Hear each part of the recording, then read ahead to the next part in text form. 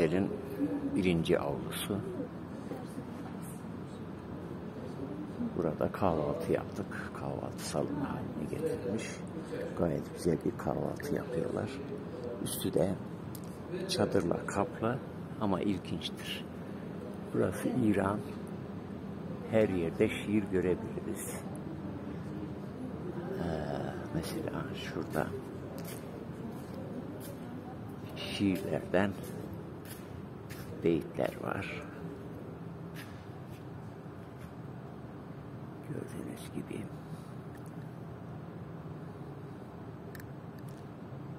Şöyle büyüteyim.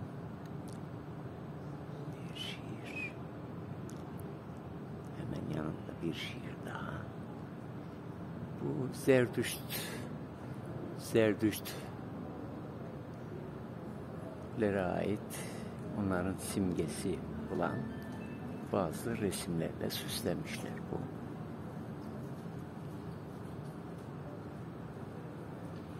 Çadırı.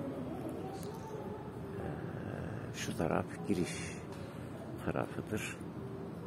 Giriş tarafında otel resepsiyonu var şu anda. Orijinal haliyle korumuşlar. Şurada kenarlarda avlular, çeşitli tarihi eserlerle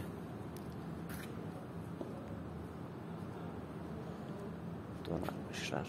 Yani bir müze ev gibi donatmışlar.